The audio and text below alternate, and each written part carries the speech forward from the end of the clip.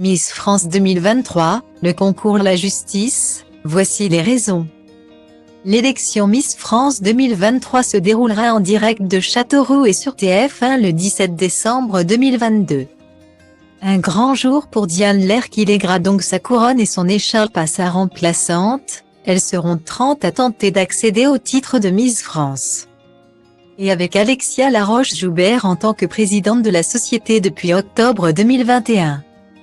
Les règles ont changé et donc les candidates friront de la nouveauté.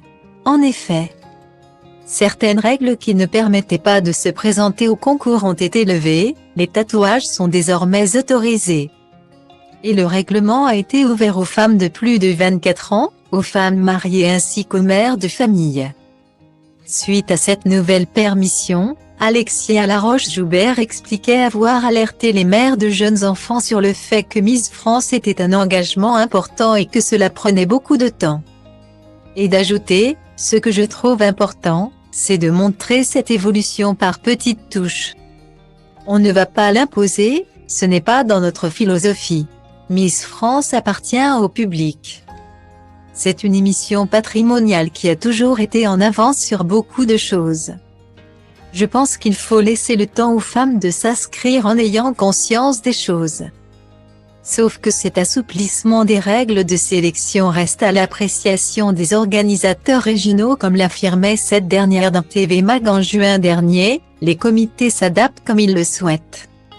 Certains gardent les critères précédents, comme limiter l'âge de 18 à 24 ans. Quand d'autres nous suivent. Un nouveau règlement à la carte qui n'est pas du goût de l'association Oser le féminisme, qui demande donc une égalité totale. À la demande de l'association, et au vu des discriminations encore présentes entre les élections régionales et nationales. Le conseil de prud'homme de Bobigny se pencherait donc sur cette affaire depuis ce vendredi 18 novembre 2022 selon Le Figaro. En intentant cette action en justice, le comité féministe espère ainsi abolir tous les critères subjectifs de beauté imposés par le concours et obtenir une impartialité. Ce n'est pas la première fois que le collectif agit, avant notre action en justice. Les candidates travaillaient gratuitement.